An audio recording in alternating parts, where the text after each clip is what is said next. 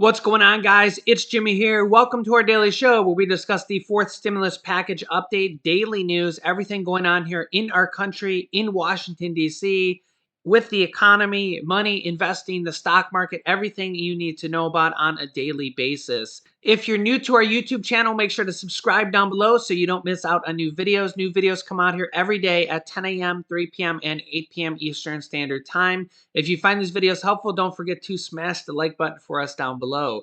We're going to be starting our What's in the Box contest giveaway starting here today. If you can guess what's in this box right here, we're going to be giving away a total of $2,000. That is going to be starting here in the next video at 8 p.m. Eastern Time tonight. I'm going to be giving you 10 clues, and the next clue is going to start here in the next video at 8 p.m. tonight. So don't miss any videos from here on out. Also, we're going to be talking about two potential stimulus packages now that Congress is discussing now as well. So lots going on here. We're going to be hearing from Senator Bernie Sanders. We got a lot to talk about here with this new virus variant going on, a potential virus stimulus package now that the Democrats are talking about. Yeah, there's a lot. So let's jump right in. Okay, first up, just in, President Biden has extended the deadline for businesses to meet the new virus guidelines called the vaccine or testing requirement. The Biden administration will give employers additional time to abide by a federal requirement that workers get vaccinated against the virus or be subject to testing after a federal court reinstated the rule. In a statement issued today, the Department of Labor granted the extension after the Ohio-based U.S. Court of Appeals for the Sixth Circuit on Friday allowed the requirement to proceed. The three-judge panel ruled that the OSHA requirement was within the agency's purview. Quote, the record established that COVID has continued to spread, mutate, kill, and block the safe return of American workers to their jobs, wrote Judge Jane B. Stanch. To protect workers, OSHA can and must be able to respond to dangers as they evolve. The Labor Department said that it would delay its vaccine or testing rule for large businesses until February 9th. The Court of Appeals for the Sixth Circuit on Friday ruled that the mandate could stand, and 27 businesses groups quickly filed an appeal with the U.S. Supreme Court to block the rule. So this will probably go to the Supreme Court, and I will keep you updated on this. Of course, we know there has been a lot of legal challenges here, but this has been upheld by the Court of Appeals here. Next up, here is Senator Bernie Sanders, who's the Senate Budget Chairman, the person in charge of the reconciliation process and largely thought to be in charge of the Build Back Better package in the Senate. Here's his thoughts on the stimulus package. Here we go. Well, let me just say this, and I hope everybody in America understands it. You got 50 people in the Republican caucus. We have gotten no support from them to lower the cost of prescription drugs, to expand Medicare, to include dental, hearing, eyeglasses. No support from them for child care, for housing, which is all in this Build Back Better plan. No support to deal with the existential threat of climate change. So you got 50 Republicans who are not prepared to do anything for the environment of working families. You got 48 people in the Democratic caucus who are prepared, and a president of the United States prepared to think big. And you have two Democrats who, in my view, are kind of acting like Republicans. And to me, I respect other people's points of view, but I do not respect the arrogance of any member of the Senate who says, you know what, I'm going to torpedo this entire bill, supported overwhelmingly by the American people, who are sick and tired of paying outrageously high prices for prescription drugs, sick and tired of seeing billionaires not paying their fair share of taxes, tired of seeing people sleeping out on the street, kids and families not being able to enjoy decent quality childcare at an affordable cost. And you got two people who say, you know what? Hey, if you don't do it my way, I don't care what the president wants. I don't care what 48 of my colleagues want. It's my way or the highway. And that I regard as arrogance. You can disagree. Look, I have disagreements, as you well know. All right, you fight for your ideas, but you don't say my way or the highway. And that I feel very strongly about. Well, we'll see where we end up, whether we're on the highway or not. Senator Bernie Sanders headed to Battle Creek, Michigan tomorrow. Thank you for making some time with us before you depart. Appreciate it. Meanwhile, check out this headline. Democrats are playing, quote, whack-a-mole with Senator Joe Manchin as they're maybe set to make hefty cuts to get Biden's big bill over the finish line. You can see Senator Joe Manchin here. Is he happy? Is he happy? I don't know. Are they playing whack-a-mole with Senator Joe Manchin? Yeah. The other big thing right now is the virus is really raging on. The state of New York had its highest daily cases here a few days ago. More than 21,000 people tested positive. Its highest cases ever in the history of the pandemic. And we're seeing a lot of closures, lockdowns, and school closures, business closures. Yeah, it feels like we're at the height of the pandemic here. Check this out. The situations playing out in parts of our country right now are both jarring and familiar. COVID is spreading fast, and hospitalizations are rising. The virus, once again, disrupting everything from live performances to restaurants to schools and sports. The NFL announced today it's postponing 3 games this weekend as the league deals with an outbreak among players.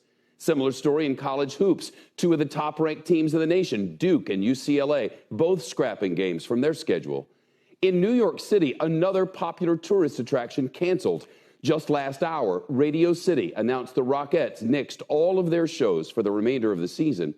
The new wave of infections also taking a toll on restaurants and bars in the big city. At least a dozen temporarily closed this week.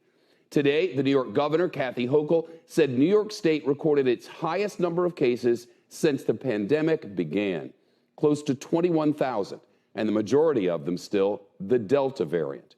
But the CDC director warns Omicron will become the most dominant strain in the U.S. in a matter of weeks. Dr. Rochelle Walensky says it reinforces the need for more Americans to get vaccinated and boosted. We've seen cases of Omicron among those who are both vaccinated and boosted, and we believe these cases are milder or asymptomatic because of vaccine protection. Meantime, the White House just announced a new plan to keep kids in classrooms. The strategy allows children to stay in school even if they've been exposed to COVID.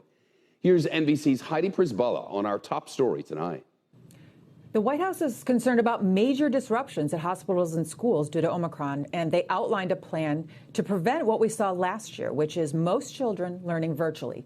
We now have new data and updated CDC guidance showing the effectiveness of an approach called Test to Stay, which involves frequent rapid testing of students at least 2 times per week and robust contact tracing. The idea is that with frequent testing, even kids who may have been exposed do not need to quarantine as long as they test negative.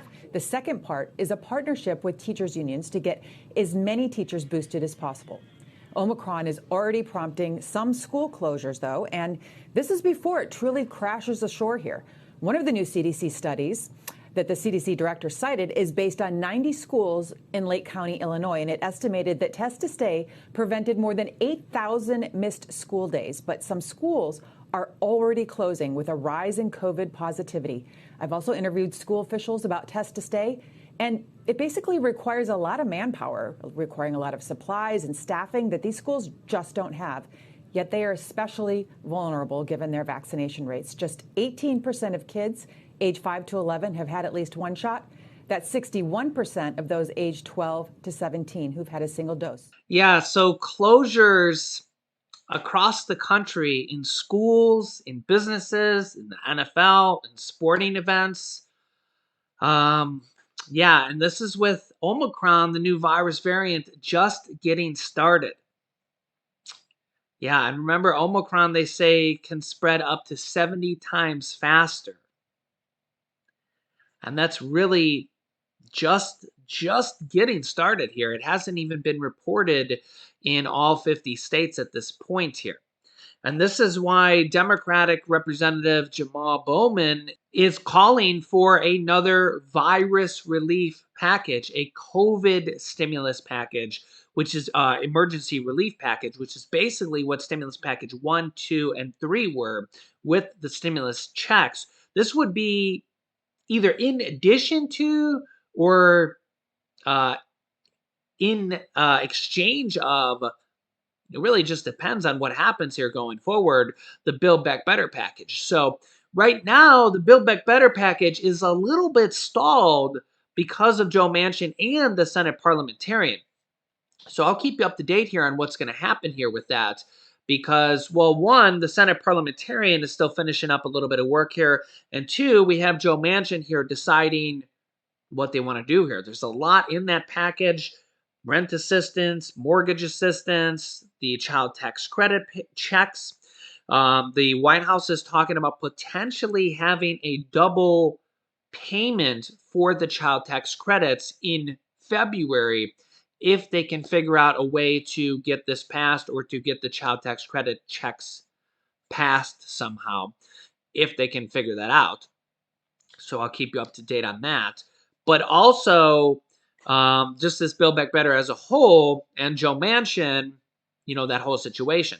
But they're also now calling for a potential stimulus package, emergency stimulus package, potentially with stimulus checks because of the evolving crisis here from the virus. And remember that is how the whole stimulus, everything came as a whole. And really, with cases just, at record highs in some cases, look at New York, literally at a record high, the highest amount they've ever had, 21,000 new cases on Thursday. That's the highest ever for the entire state. New York's one of our most populated states. Washington, D.C. also reported their highest amount of cases 2 days in a row. Yeah. Yeah, I also want to update you guys on another thing here. Check this out. Remember these lawsuits from these immigrants that have crossed the border illegally and are suing the government over their families being separated at the US-Mexico border? And they were initially talking about giving them $450,000 for settling the lawsuits. Well, apparently the Justice Department has breaks off the settlement and is prepared to not give them the $450,000 at this point here. So you can read this headline here. The Biden administration halts the settlement talks on families separated, the ACLU says, after blowback over the consideration over the $450,000. So right now, the Biden administration has pulled back the offers for $450,000 and says that they are not willing to consider that and are not willing to pay that. So there's been some back and forth over this. I'm not choosing sides over this. So whatever your guys' thoughts are, I know a lot of people are against this here. Again, I try to stay neutral on a lot of the topics here, but I know a lot of people are against this. And the Biden administration says that they have pulled back this offer.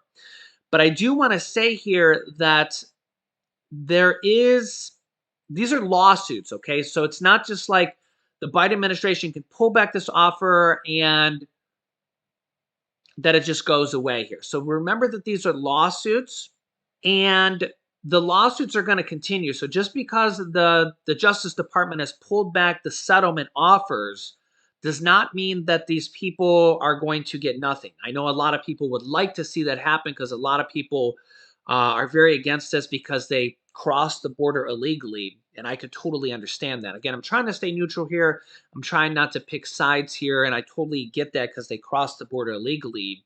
But there are lawsuits here. So whether or not they're going to win the lawsuits or lose the lawsuits, that's up to a court to decide, or jury to decide, or a judge to decide.